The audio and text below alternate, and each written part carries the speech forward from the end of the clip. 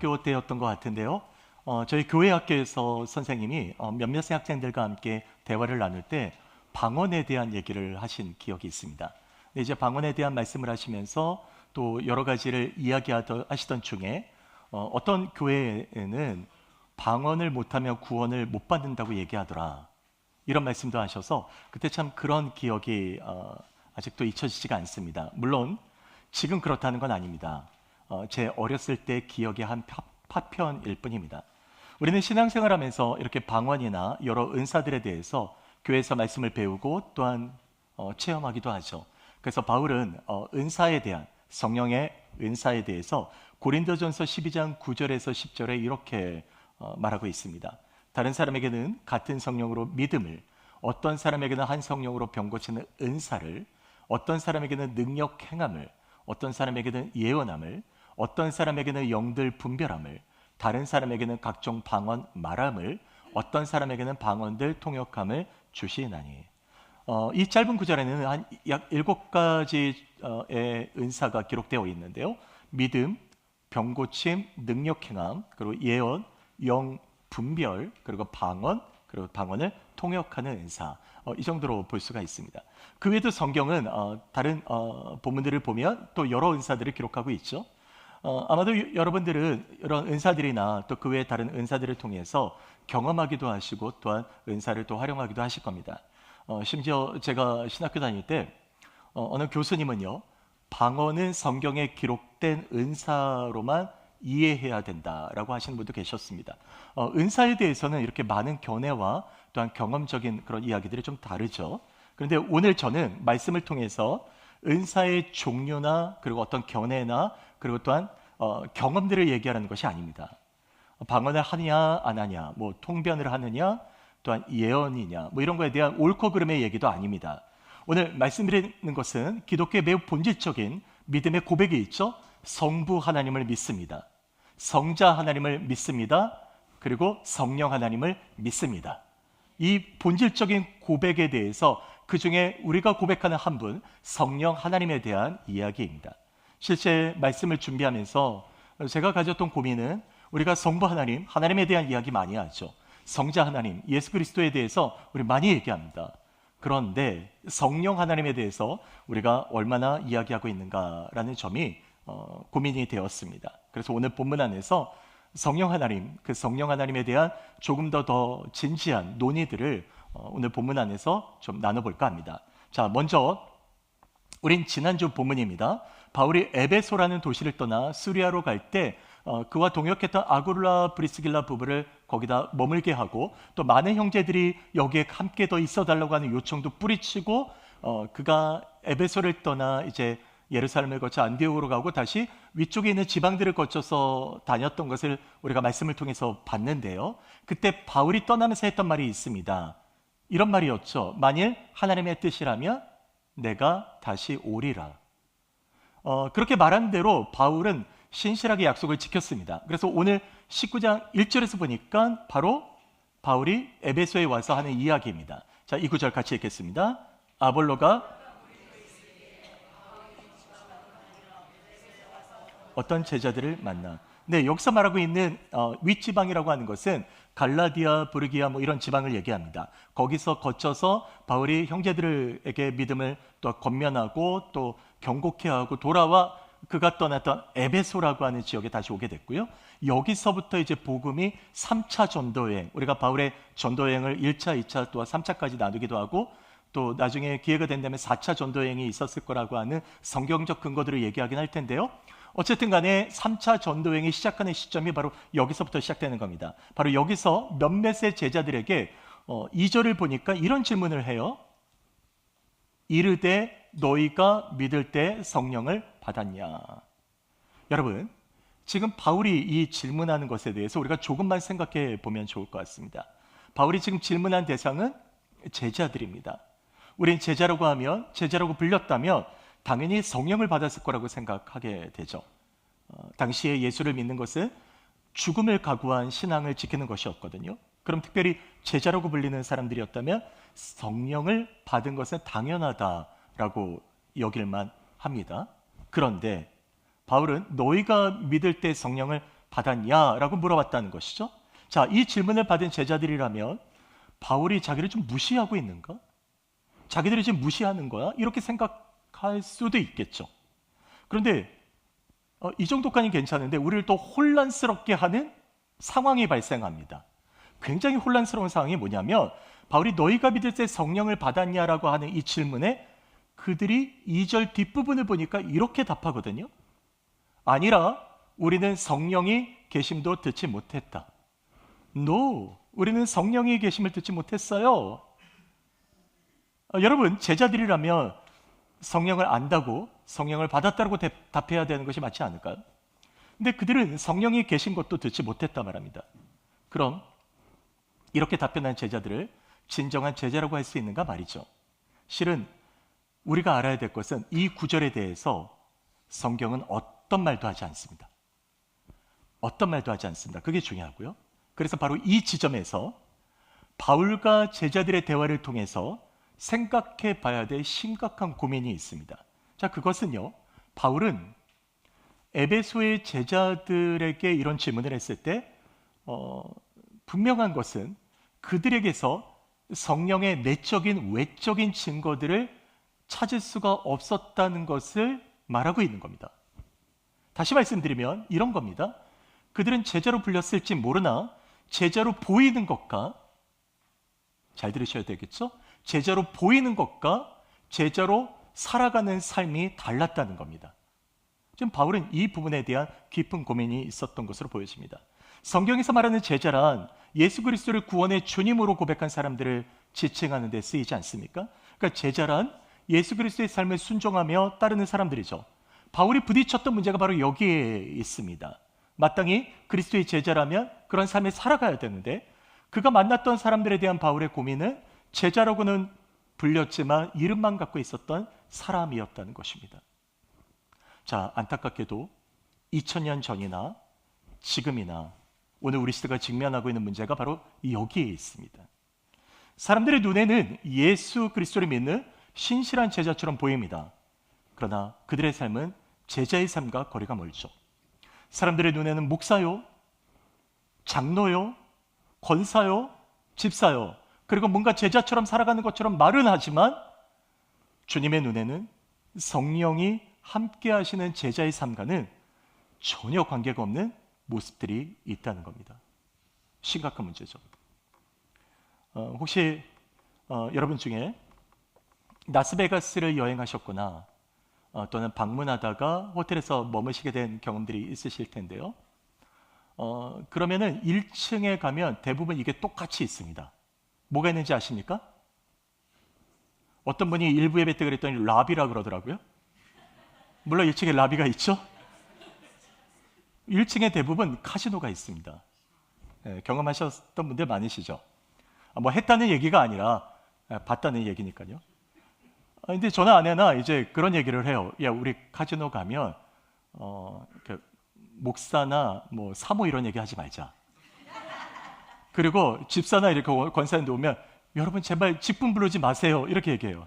그래서 어떤 분이 용감하게 예를 든 겁니다. 용감하게 목사님, 집사님 이렇게 불렀다고 생각해 보십시오. 그럼 꽤 많은 사람들이 돌아볼걸요? 제가 지금 이 얘기를 왜 했냐면 참 실은 우스운 얘기지만 참 씁쓸하기도 합니다. 성도가 제자의 삶을 사는 것, 그러나 제자의 삶에 대한 진정한 고민이 없기 때문에 이런 어떤 현상들이 있는 것은 아닌가 싶은 거죠. 제가 실은 몇 번 말씀드리기도 했고요. 뭐 성경 공부할 때도 말씀드리기도 했는데 영상으로도 보신 분들도 계실 텐데 미국에서 가장 큰 교회 중 하나인 레이크우드 처치가 있습니다. 거기에 담임이 그 조엘 오스틴이죠. 그의 아내가 빅토리아 어스틴인데요. 예배 때였습니다. 제가 실제로 본 건데요. 예배 때 수만 명의 회중들이 있었죠. 거기에서 그 사모가 이런 얘기를 해요. 여러분, 예배는 하나님을 위한 것이 아니라 여러분을 위한 겁니다. 충격이었습니다. 근데 이 충격이 한 발 더 나아가 수만 명의 회중들이 박수를 치는 겁니다. 놀랐습니다. 예배가 하나님을 위한 것이 아니라 사람을 위한 것이라는 그의 말은요, 어떤 말로 포장하고 설명한다 해도 분명히 그 안에 깊은 인본주의가 자리 잡고 있는 겁니다. 신본주의, 하나님에 대한 마음이 아니라 인간적인 생각이 있는 거죠. 물론 교회 공동체는 사랑의 위로와 하나님의 그 말씀과 치유와 회복에 있어야 됩니다. 그러나 예배의 본질은요, 하나님의 영광입니다. 하나님의 영광을 외면하면요, 이 예배는 하나의 쇼에 불과할 뿐입니다. 그건 예배가 아닙니다. 하나님을 예배하며 하나님의 뜻에 순종하며 따라야 될 성도들이 자기 만족과 기쁨만을 추구하는 예배라면, 그런 시간에 앉아 있다면 이건 매우 심각한 것입니다. 이런 영적 현실이 남의 문제가 아니라 또 우리 공동체나 우리 또한 이 모든 시대의 문제는 아닌가 하는 것들을 돌아보게 되는 거죠. 말씀을 묵상하는데 제가 오래전에 봤던 한 기사가 마음에 생각이 났습니다. 진정한 제자의 삶이 무엇인가에 대한 고민 중에 그 기사가 떠올랐는데요. 그 기독신문에 나왔던 기사는 지금 현재 밴쿠버 기독교 세계관 대학원의 설립자인, 그리고 지금도 교수 사역을 하고 있는 양승은 교수가 한국 목회자의 세금 문제, 납세 문제에 대한 얘기였습니다.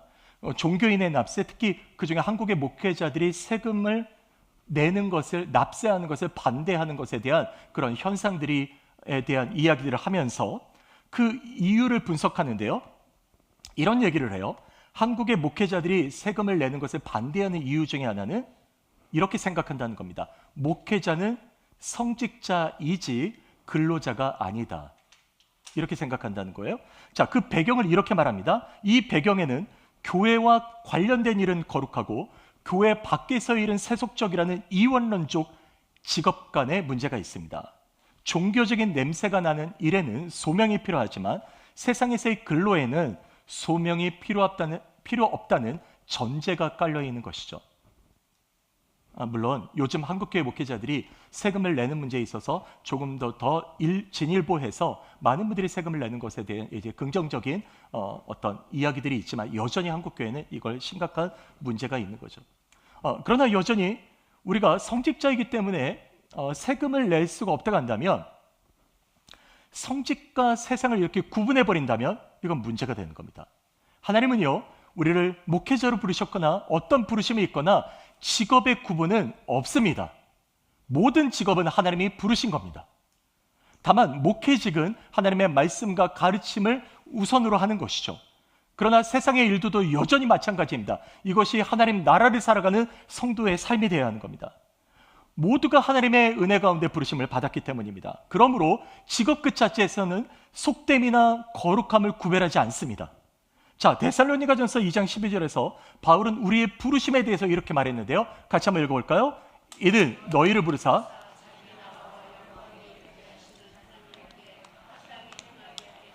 아멘. 네, 여기서 너희를 부르사는 지금 현재 데살로니가 교인들을 얘기하는 것입니다. 자, 이 구절을 우리 시대로 바꾼다면 바로 저와 여러분을 부르사 이렇게 얘기하고 있는 겁니다. 성경은 저와 여러분을 포함한 모든 성도들이 하나님께 합당한 생활을 하며 바로 그것이 하나님의 영광, 하나님의 나라를 세우는 것이다. 이것이 하나님께서 우리를 부르신 부르심이라고 증언하고 있는 것입니다. 그래서 이 부르심은 베드로전서 2장 9절을 보니까 너희는 택한 족속이요 어떤 제사장이라?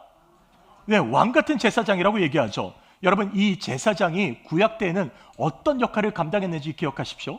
그들은 하나님을 예배하는 일에 중보자적 역할을 했던 소수의 그룹이었습니다. 직분자들이죠. 제사를 통해서 백성들이 하나님께 나아가도록 하는 사명을 갖고 있던 사람들입니다. 구약에는 물론 이 직분이 소수에게 제한되었지만 이 일을 위해서 제사장들은 늘 거룩하게 구별되어야 했던 것이죠. 그런데 우리 주 예수 그리스도가 모든 인생을 위하여 단 한 번의 제사, once for all, 단 한 번의 제사, 희생의 제사를 드리심으로 말미암아 우리 모두가 주님 안에서 제사장이 되었다라고 선언한 것입니다. 왕이라고 얘기합니다. 왕 같은 제사장이다. 예수님을 그리스도 구원의 주님으로 고백한 누구나 다 제사장적 직분을 갖고 있는 것입니다. 목사는 목사의 역할을 갖고 있고요. 또한 우리가 직분자들은 또 직분자 역할을 갖고 있고요. 그리고 비록 직분이 없다 하더라도 우리는 각자 부르신 사명의 일터에서 그 일을 감당할 때 진정으로 우리는 거룩한 제자의 삶을 살아가는 것입니다. 사랑하는 여러분, 이것이 베드로전서 2장 9절이 말하고 있는 아주 중요한 핵심이죠. 우리는 교회나 일터나 세상 그 어느 곳에든지 그리스도인이라면 소명을 감당하고 제자로 보여지는 삶을 사는 것이 아니라 제자로서의 삶을 살아가야 되는 겁니다. 여러분, 우리가 돌아볼 때 나는 제자라고 하는 이름만의 옷을 입고 있는가? 아니면 진정으로 제자로서의 삶을 사는가? 여러분 한번 돌아보시면서요. 오늘 우리의 부르심 앞에서 오늘 우리가 진정한 하나님의 백성으로 그 거룩함으로 부름받은 소명자로서 우리가 살아가게 되는 저와 여러분 되시길 주의 이름으로 부탁을 드립니다. 이제 바울이 제자들에게 너희가 성령을 받았느냐라는 질문에 그들이 답을 했던 것, 우리는 성령이 계신 것도 듣지 못했다라고 하는 이 답에 조금 더 들어가서 한번 생각해 봅시다. 저는 이 대답이요, 그들이 성령에 대해서 어떤 정보나 지식이 없었다고는 보이지 않습니다.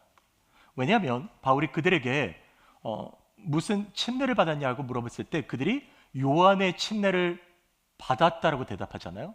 요한의 침례. 그럼 뭐예요? 요한에 대해 알고 있었다는 겁니다. 요한이 누구인지를 알고 있었다는 것이죠. 그리고 침례 요한이 말했던 대로 내 뒤에 오시는 그분, 바로 곧 그리스도시죠. 그리스도가 성령과 불로 침례를 줄 것이라는 것 또한 알고 있었을 가능성이 매우 높습니다. 그렇게 본문에 등장하는 제자들이 성령에 대한 정보는 알고 있었다고 보는 것이 타당합니다. 제가 참고한 그 로마서 주석을 쓴 존 스토트나 또 여러 신학자들은 분명히 이 지점을 짚고 넘어가고 있습니다. 분명히 그렇게 보여집니다. 그런데 그들이 성령이 계신 것도 듣지 못했다는 것은 무엇을 의미할까요? 이것은 바로 요한이 말한 내 뒤에 오시는 바로 그분, 바로 그리스도시죠. 요한이 말한 그 예수 그리스도에 대해서는 그들이 진실로 알지 못했다는 걸 말하는 겁니다. 그리고 또한 성령이 어떤 분이신지도 그들이 알지 못했다는 것을, 또한 체험도 없었다는 것을 얘기하고 있는 것이죠. 이런 그들에게 바울은 요한이 말한 내 뒤에 오시는 이를 믿으라 한 것이 예수라고 바울은 증언했고요. 그들은 드디어 주 예수 이름으로 침례를 받게 되는 거죠. 받았다는 건 믿었다는 것입니다. 주 예수를 온전히 받아들이게 된 것입니다. 그리고 바울이 안수함에 성령이 임했고 그들이 방언도 하고 예언도 했다라고 성경은 기록합니다. 여러분, 이 특별한 사건이에요. 이건 성경에 보편적으로 일어난 사건은 아니지만 에베소 교회에 있었던 아주 특별한 사건입니다. 그래서 일부 교단에서는 이 사건 때문에 예수를 믿은 다음에 성령 침례가 그 다음에 이루어진다라고 하는 견해를 갖고 있는 교단이나 그런 교회들도 있습니다. 그러나 개혁주의 입장에서는 예수를 믿는 것과 성령의 역사를 구분해서는 안 됩니다. 구분할 수 없습니다. 고린도전서 12장 3절을 보십시오. 바울은 예수를 믿는 것과 성령의 역사에 대해서 이렇게 기록했는데요. 같이 읽겠습니다. 그러므로 내가 너희에게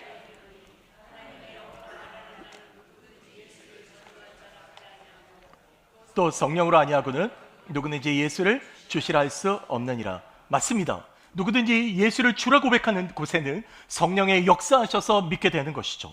그렇기 때문에 우리가 예수를 믿고 그 다음에 성령의 침례가 있느냐, 예수를 믿는 것과 성령의 침례가 함께 오는 것이냐라고 하는 것에 대해서 분명한 성경적 근거가 바로 여기에 있는 겁니다.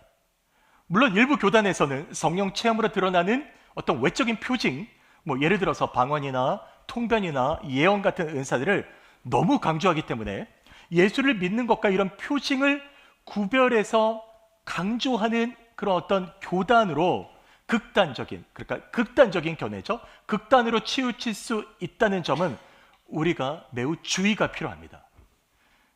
분명한 것은요, 성령 침례가 구원을 받는 그 순간에 있는 것이냐, 아니면 구원 이후 다시 성령 침례를 받는 것인가는 오늘 본문이 말하는 목적이 아닙니다. 오늘 본문의 핵심은 예수 믿는 성도로서 성령을 아는 것에 머물러서는 안 된다는 겁니다. 다시 말해서 성령의 본질을 알고 성령을 체험하는 믿음이 되자는 것입니다. 예를 들어서 연인들 한번 생각해 보십시오. 처음에는 진지한 연인으로 발전하기 전에는 먼저 만났을 때 소개팅이나 미팅으로 만나면 이름 물어보고 취미 물어보고 여러 가지를 알게 되잖아요. 근데 이제 점점 깊어지면 서로를 더 잘 알게 되죠. 처음부터 잘 알지 못합니다. 성령에 대한 경험이 이와 다르지 않습니다. 성령에 대한 정보와 지식을 아는 것과 성령을 체험하는 것은 본질적으로 다릅니다. 우리가 표면적인 지식과 성령 하나님에 대한 경험은 전혀 다른 것입니다. 예수님을 주님으로 고백한 성도들은 바로 고린도전서에 말씀했던 것처럼 성령이 함께 하신 사건입니다.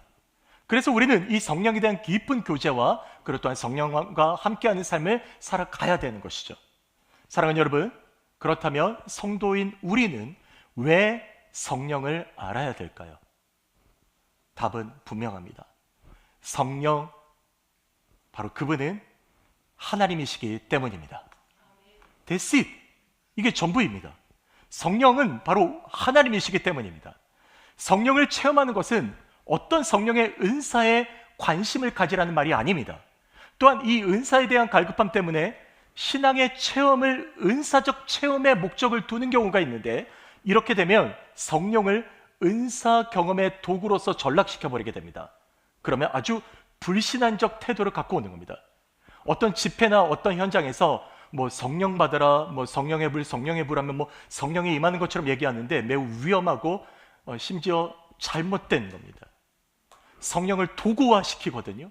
성령은 도구가 아닙니다. 성령은 하나님이십니다. 내 손 안에 쥐고 성령 받아라 라고 맺힐 수 있는 그게 아닙니다. 그건 매우 위험하고 불신앙이고 심지어 이단으로 갈 수 있는 겁니다. 아주 위험합니다. 우리가 알아야 될 것은 삼위 성부와 성자와 그리고 성령, 바로 그 하나님에 대해서 말씀 그대로 체험하는 신앙이 되어야 합니다. 이럴 때 진정한 우리의 제자의 삶을 살게 되는 거죠. 그렇다면 성령을 체험하는 것은 무엇인가? 갈라디아에 있어서 분명히 말하지 않습니까? 5장 22절에서 23절에 오직 성령의 열매는 사랑과 희락과 화평과 오래 참음과 자비와 양성과 충성과 온유와 절제니, 이 같은 것을 어떻게 한다고요? 맞습니다. 금지할 수 없다. 우리는 성령의 열매가 많이 맺히거나 적게 맺히거나 그리고 어떤 열매들을 맺히거나 그건 중요하지 않아요. 성령의 열매는 우리가 그 어떤 모습이든지 하나님의 말씀 안에서 맺게 되어 있다는 거, 금할 수가 없다. 예수 그리스도 안에 있다면 성령의 열매는 맺는 것이다 말이죠. 맺혀져 가는 겁니다. 그럴 때 우리는 이 말씀 안에서 성령의 안에 세워져 가며 말씀 안에서 이 성령의 열매들이 우리 공동체 안에 여러분의 삶 가운데 채워져 가는 것이죠. 이게 제자의 삶이고요. 그리고 성령을 체험하는 것입니다. 성령을 체험할 때 은사부터 생각하지 마십시오. 성령을 체험하는 것은 그것이 나의 삶에 연관되어지는 열매들로서 체험되어질 때 가장 중요한 성령의 역사가 바로 공동체와 여러분에게 임하게 되는 겁니다. 전에는 내가 다른 사람들이 상처 있고 아파할 때 관심이 없었다면, 이제는 그 아픔이 나의 아픔이 되고, 이제는 그 아픔이 나의 또한 고통이 되는 일이 일어난다면 그건 여러분 안에 사랑의 열매들로 채워져 가는 겁니다. 어떤 거든지 그 열매들 안에서 우리는 하나님 안에 자라가게 되는 것이죠. 그러므로 이제 성령을 알며 우리가 말씀 안에 제자가 되기 위해서 우리는 어떤 믿음으로 결단해야 되는가, 한 두 가지 정도 정리하고 말씀을 마칠 텐데요. 먼저 첫 번째, 성령 하나님은 한번 따라서 해볼까요? 복음의 근원이시다. 복음의 동력이시다. 아멘. 여러분, 복음의 역사는, 이 말은 그 중심에 성령 하나님이 계셨기 때문입니다. 부활하신 주님은 40일 동안 제자들과 함께 하신 다음에 이제 약속하신 그 성령께서 오신다라고 기다려 기도하라고 말씀하셨죠. 그리고 나서 오순절, 부활하고 나서 40일 동안 계셨고 승천하신 다음에 10일이 지난 오순절에 성령께서 예루살렘의 한 다락방에 약 120명의 성도들이 모여있던 곳에 강력하게 임재하십니다. 그리고 제자들은 두려웠고 예수님이 떠나신 다음에 고통 가운데 있었던 제자들에게 성령이 강하게 임하신 후에 그들은 복음의 증인이 되어 세상을 향하여 나아갈 수 있었던 것이죠. 성령이 하신 일입니다. 그리고 데살로니가전서 1장 5절을 보십시오. 이렇게 말합니다. 같이 읽겠습니다. 이는 또한 능력과 성령과 큰 확신으로 된 것입니다. 그렇죠. 초대교회 당시 예수를 믿는 성도들이 복음을 증거하는 것은 말이 아니었습니다. 그들 안에 역사하셨던 성령이 함께 증거된 것이죠. 그들의 삶은 성령과 함께하는 삶이었다는 것을 복음의 역사 가운데 말씀하고 있는 겁니다. 또한 사도행전 1장 8절을 같이 읽겠습니다. 오직 성령이 너에게 마시면 너희가 권능을 받고 예루살렘과 온 유대와 사마리아와 땅끝까지 이르러 네, 권능을 받고 땅끝까지 증인이 되는 것은 성령이 우리 안에 임하실 때입니다. 우리 혼자 일을 감당하는 것이 아닙니다. 성령께서 우리 안에 역사하사 우리가 복음의 증인이 되어서 나아가는 것이죠. 복음의 시작이 성령이시고 복음의 역사가 성령과 함께 하는 것입니다. 어느 선교사님이 제게 이런 질문을 하셨습니다. 목사님, 모세가 나일강에 버려졌을 때 담겨 있었던 그 갈대 상자와 그리고 대홍수 때 노아가 그 가족들과 함께 있었던 이 방주에는 어떤 공통점이 있을까요? 이렇게 질문을 받았는데 제가 뭐라고 답했냐면 글쎄요, 생각해 본 적이 없습니다. 실제 생각해 본 적이 없었어요, 그때는요. 그랬더니 선교사님이 이렇게 다시 말씀해 주세요. 둘 다 무동력입니다. 움직이게 하는 동력이 없다는 겁니다. 무동력, 움직이는 게 없는 거예요. 그런데 이 배를 움직이는 장치도 없고 갈대 상자도 마찬가지인데 여러분, 모세가 갈대 상자를 통해서 애굽의 그 공주 바로의 딸에게 인도함 받은 것이나 그 노아의 방주에서 수많은 홍수와 어둠과 그리고 많은 고통 가운데 그를 지켜주신 것 바로 누가 움직이신 겁니까? 하나님이십니다. 하나님이 움직이신 겁니다. 하나님이십니다. 바로 성령 하나님이 이 동력의 주체이십니다. 여러분, 이 땅에 힘들어하는 문제가 있어. 교우들 중에 집에서 이제 물이 새가지고 여러 가지 상황은 다르지만 거실에 물 바다가 나서 어려움을 겪고 계신 분도 있고요. 방이나 이런데 저도 실은 이번 주에 그 물 때문에 굉장히 많이 고생을 했거든요. 여러분들이 계세요, 실은. 그리고 또한 가족을 잃은 상실감, 아픔이 있는 분도 계십니다. 그리고 또한 치유를 위해서 기도하는 분들도 계세요. 여러 아픔들이 있습니다. 그럼 우리 이런 질문을 하죠. 왜 내게, 왜 교회에, 왜 목장 식구들 가운데, 왜 우리 가정에 이런 게 있을까요? 이런 게 있을까요? 여러분, 이런 질문할 때 너무 힘들고 너무 상심감이 크지만 그러나 기도해도 답은 우리가 예수 믿는 성도이기 때문에, 교회이기 때문에 우리가 이런 문제를 겪고 있다는 것은 부인할 수가 없습니다. 생각해 보십시오. 예수님 앞에 많은 사람들이 왔습니다. 그들은 가난한 자도 있었고 상처받은 자도 있었고 또한 아픈 자들도 있었고 치유가 필요한 자들이 있었습니다. 여러분, 예수님도 부자가 오고 돈 많은 사람이 오고 자기를 잘 대접해 주는 사람이 온다면 무슨 걱정하겠습니까? 근데 예수님 앞에 왔을 때는 그들이 다 고통받는 자들이었고 그리고 아픈 자들이었습니다. 그들을 치유하셨고 그들 함께 기도하셨고 말씀을 나누셨습니다. 이게 교회입니다. 교회는 아픈 자들이 와야 돼요. 교회는 상처 입은 자들이 있어야 됩니다. 교회는 연약한 자들이 있어야 됩니다. 만일 교회에 부자가 오고 만일 교회에 더 많은 사람들, 그래서 많은 돈을 갖고 온다면 그게 무슨 교회입니까? 교회는 아파하고 힘들어하고 상처받는 자들이 올 때 그 안에서 수고하고 무거운 짐진 자들이 위로받고 그리고 아파하는 자들이 위로하며 서로와 서로를 격려하는 그곳이 바로 교회입니다.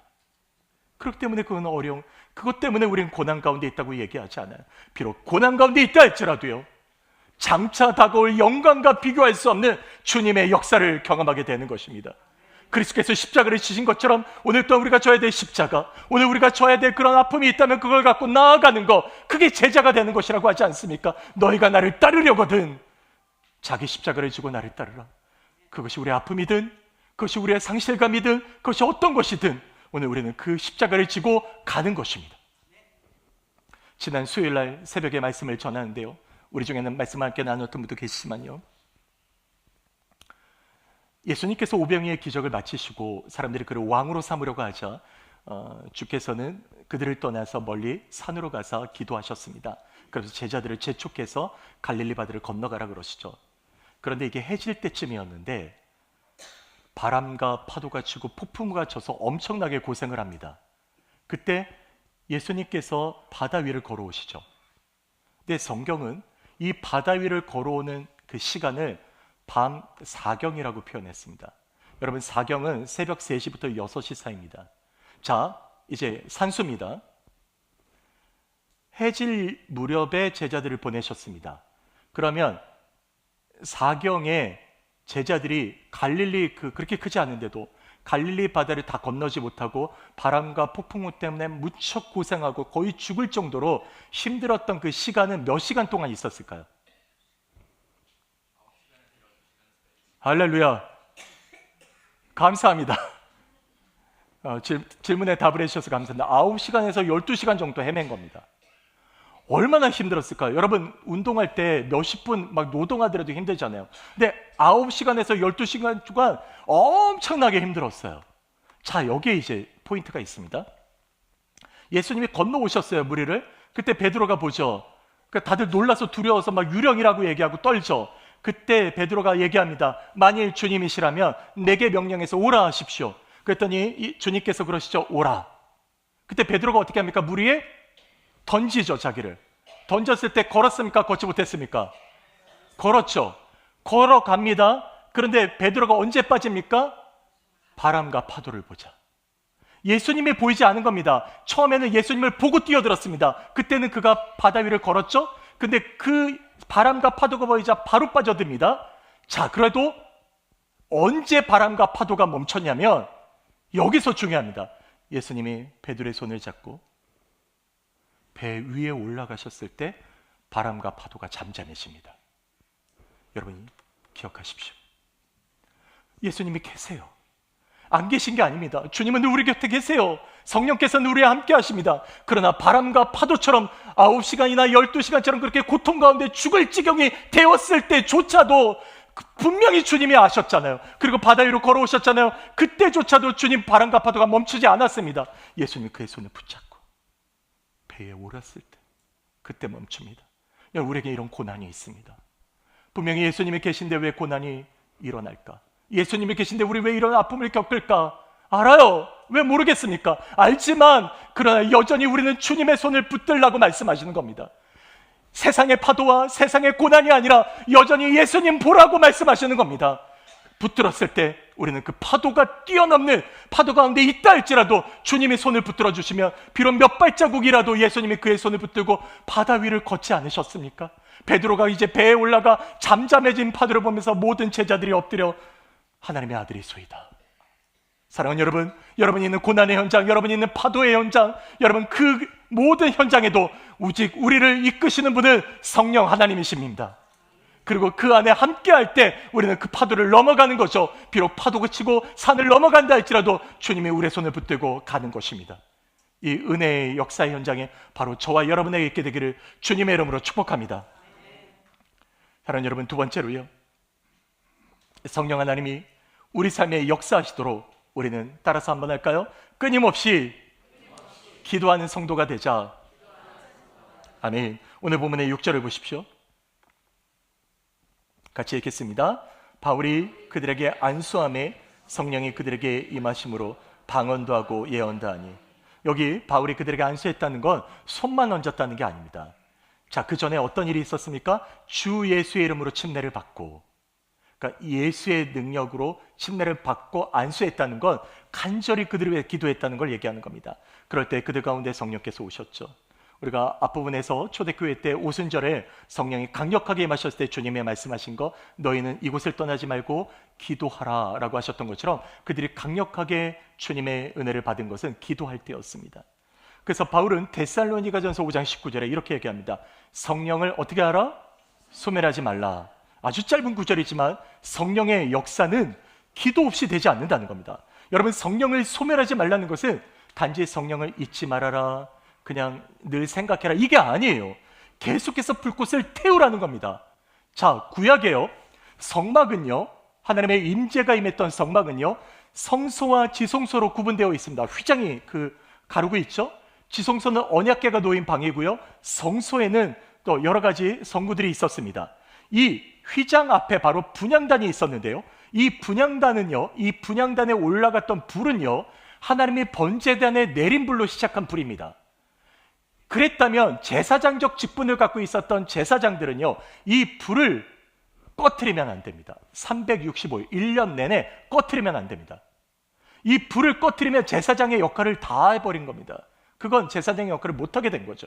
다시 말하면 타오르게 해야 됩니다. 그럼 불을 꺼트리지 않게 하려면 제사장이 어떻게 해야 됩니까? 이 분향단에 계속해서 오일을, 주님의 말씀하신 대로 오일을 갖다 부어야죠. 그리고 쉬지 않고 계속해서 꺼지는가 꺼지지 않는가, 유일한 불이거든요. 그 지성소 안에, 성소 안에 그 유일한 불을 꺼트리지 않으려면 계속해서 노력해야 됩니다. 바로 이게 기도예요. 성도는요, 끊임없이 타올라야 됩니다. 하나님과의 관계에서 우리가 기도가 멈추면 우리의 영혼은 죽는 거예요. 끊임없이 기도하라는 겁니다. 성령을 소멸하지 말라, 끊임없이 기도함으로 나아가라. 그래서 성령을 소멸하지 말라는 이 구절 앞에 데살로니가 5장 17절에 하나님의 뜻이라고 얘기하면서 이렇게 말씀하신 겁니다. 같이 읽을까요? 쉬지 말고 기도해라. 쉬지 말고 기도해라. 성령을 소멸하지 말라는 앞구절에 있는 구절입니다. 쉬지 말고 기도해라. 이게 하나님의 뜻이다. 사랑하는 여러분, 우리는 기도함으로 성령의 역사와 함께하는 믿음의 사람이 되어야 합니다. 끊임없이 기도하는 사람이 돼야 돼요. 물론 여러 가지 어려움이 있죠. 기도하는 시간도 부족합니다. 새벽에 나올 수도 없고 밤에도 기도할 수 없는 현장에 있다 할지라도 여러분이 그곳에서 여러분 영혼의 호흡인 기도를 끊임없이 쉬지 않고 주님 앞에 나아가십시오. 그럴 때마다 주님이 오늘 우리 공동체에 주시는 위로와 은혜가 있게 될 걸 믿습니다. 저도 기도하는 가운데 주님이 우리 공동체에게 말씀하신 것이 있었습니다. 이제 우리가 사순절을 보내고 있는데요, 지난주 수요일부터 이제 부활주일을 앞두고 제 마음의 감동은, 아직 안수희 쌤들하고도 얘기하지 않은 건데요, 마음의 감동은 21일간이라도 우리가 특별 새벽 예배를 했으면 좋겠다. 기도하는 자리에 있어야 되겠다. 기도하는 자리에 가서 우리가 무릎 꿇고 주님 앞에 나아가야 되겠다. 간절히 하나님 앞에 우리 공동체와 이 땅의 복음을 위해서, 이 땅에 잃어버린 영혼들을 위해서 우리가 힘써야 되겠다라고 하는 마음의 감동을 주셨습니다. 더 구체적으로 나중에 더 말씀드리겠습니다. 여러분, 기도하지 않고는 성령의 역사를 경험할 수 없습니다. 기도하지 않고는 성령의 역사 가운데 믿음으로 살아갈 수 없습니다. 기도하지 않고서는 우리는 제자로서의 삶을 살아갈 수 없습니다. 말씀을 마칠까 합니다. 사랑하는 여러분, 오늘 우리는 제자라는 이름에만 만족하고 있는가?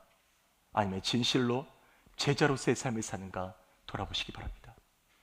오늘 우리 자신들을 돌아보고 이 시대를 본받지 않고 오직 마음을 주님 앞에 드리는, 그래서 세상 가운데 믿음으로 나아가는, 교회와 세상을 구별하지 않으며 교회 가운데, 세상 가운데 성령 하나님의 사람으로 그런 믿음으로 살아가는 주의 성도들이 되시기를 부탁드립니다.